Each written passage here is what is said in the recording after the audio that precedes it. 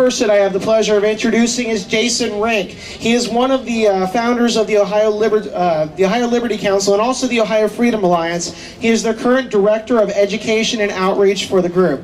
A contributing author in the recently published biography of Congressman Ron Paul, A Life of Ideas. Jason's work has also been featured on the website LouRockwell.com. Now listen, Thomas Jefferson said this. He said, every government degenerates when left to the rulers of the people alone. All right? The people themselves are its only safe depositories. Okay? Thomas Jefferson says, look, you cannot trust the government to preserve liberty and freedom except under the watchful eye of we the people. But here's the bad news. That means we are to blame. We are where it starts. We've gotten lazy. We stopped paying attention. We trusted government to our rulers. This should not be so. The Founding Fathers had a healthy skepticism of government that we should share. And government, when left alone, is like fire. George Washington said that it's a dangerous servant and a fearful master. Government in its most tame form is dangerous. But when it gets out of hand and gets out of control, it becomes something to be feared. And instead of being our servant, it becomes our master. And it goes and it can consume and destroy everything of value that lies in its path. Our families, our properties, our finances, our freedoms.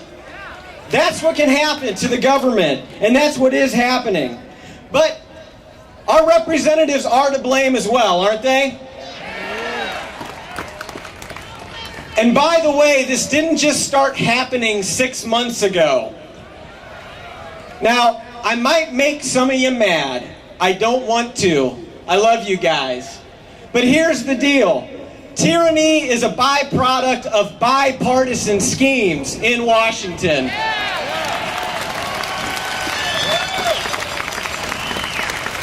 And listen, don't get me wrong, the Democrats are moving things through with amazing speed. But are we surprised that we're getting bigger government under the Democrats? They don't act like they're the defenders of limited government like the Republicans do. And yet, here's the deal. We get mad at the bailouts, right? Well, the first $700 billion bailout was signed into law by President Bush. We got a problem, people. Half of the House Republicans voted yes. 2/3 of the House Republicans, including John McCain, voted yes for the bailout. Here's what President Bush said. He said, I've abandoned free market principles to save the free market. How does that work? Enlighten me on that.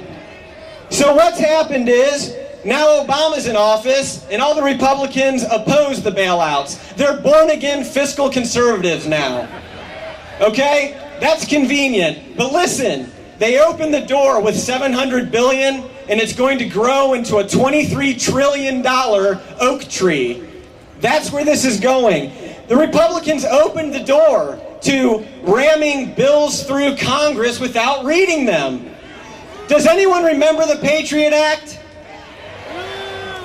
That bill was not read, and it expanded the executive branch in ways it's never been expanded. It has eroded our Fourth Amendment rights. And guess who has that executive power now? It's not a Republican. So what happens when the Constitution is violated is that power goes to your friends or your enemies. So it's better not to violate the Constitution. When politicians sacrifice sacred principles for political purposes, it is not only our right, but it is our duty to hold them accountable. Now is the time to unite, not as political parties, but as sovereign citizens. It's time for us to assert the principles of liberty that form the foundation and heritage of our freedom. Are you with me? Okay. So do we agree that individuals have certain unalienable rights, including life, liberty, and the pursuit of happiness, and these rights can't be taken away? That's right. Well, because we do, we oppose laws which expand the government beyond the constitutional limits. We oppose laws which restrict the right to keep and bear arms. We oppose laws that restrict free political speech through campaign finance laws. That is to keep us down and keep us from having a voice in the process. We oppose that. Do we agree that the checks and balances established by our Constitution are necessary to ensure that our government stays limited? It's necessary. Then we oppose appointing judges who invent laws and dictate social policy. We oppose lawmakers passing bills before they've read them. We oppose legislation that does not apply to certain elected officials. Trust me, they're not taking the health care. They've got their own. Do we agree that private property and free markets are essential to prosperity and freedom? Then we oppose government ownership and control of private businesses. We oppose legislation that allows the confiscation of private property. Do we agree that reckless government spending hurts our economy and condemns people to a form of oppression known as taxation?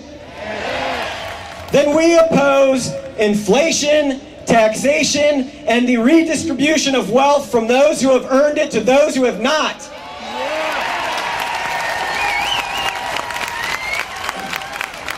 We also oppose deficit spending, which saddles future generations with debts that can never be repaid. We oppose that. It needs to stop. And listen, we don't oppose these things because we lack compassion for the poorest among us. We don't. We care for people who are down on their luck or, haven't been blessed with the things that some of us have been blessed with. But we don't trust government programs and government waste as a solution.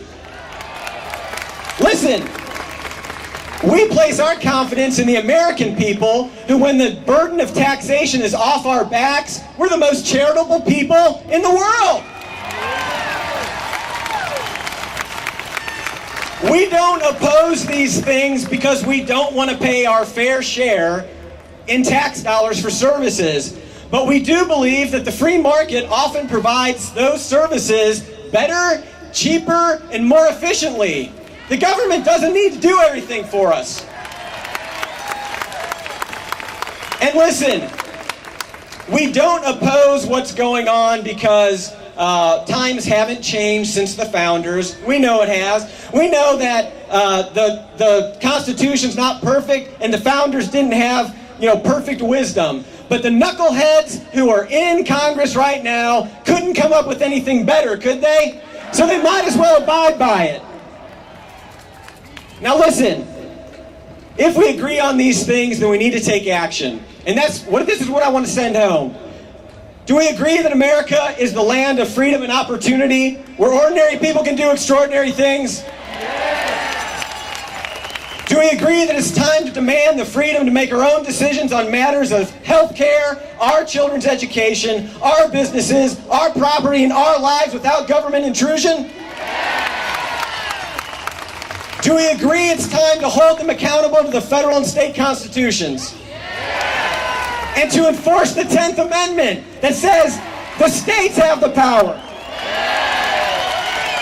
Then it is time to take action. Listen, it is not going to happen by sending the same tired bunch of people back to Congress who have conservative rhetoric, but their voting record defies it. The key is now, it's you. You're the leaders of the grassroots movement. We can do this. We need to unite, and we need to support the Campaign for Liberty. We need to support the Ohio Freedom Alliance. We need to support the 912 group. We need to support Americans for Prosperity. We need to support groups that love liberty and that are putting pressure on elected officials to make things change. I invite you to stand with us in this moment. Thank you.